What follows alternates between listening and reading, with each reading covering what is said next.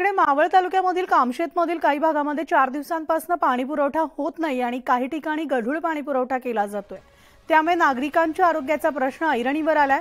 तांत्रिक कारणांसह ग्रामपंचायतीच्या भोंगळ कारभारामुळे शहरातील पाणी पुरवठा योजना सतत कोलमडते आणि दूषित आणि अपुऱ्या पाणी पुरवठ्यामुळे नागरिकांना दररोज पाणी विकत घ्यावं लागतंय। त्यामुळे आता ग्रामपंचायत प्रशासनानं दररोज पाणी पुरवठा करावा, अन्यथा ग्रामपंचायतीवर हंडा मोर्चा काढू असा इशारा संतप्त ग्रामस्थांनी दिलाय।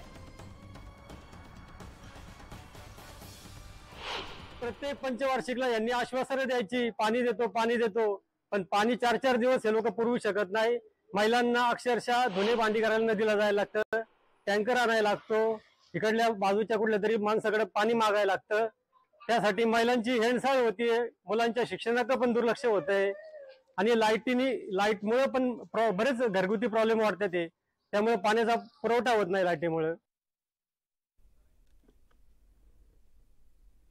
छत्रपती संभाजीनगर जिल्ह्यामध्ये चाराबंदीचे आदेश देण्यात आले। जिल्हाधिकारी दिलीप स्वामी यांनी हे आदेश दिलेत आणि सध्या जिल्ह्यातील अनेक लहान मोठे प्रकल्प, विहिरी, बंधारे कोरडी पडली आहेत। पाण्यासोबतच जनावरांच्या चाऱ्याचा प्रश्न निर्माण होऊ नये म्हणून जिल्हाधिकाऱ्यांनी चाराबंदीचा निर्णय घेतलाय। संभाजीनगरमधील 270 गावं आणि 48 वाड्यांना सध्या 443 टँकरद्वारे पाणीपुरवठा केला जातोय। तर चारा टंचाई होऊ नये म्हणून प्रशासनानं जिल्ह्यासोबत चारा विक्रीला बंदी देखील घातली आहे।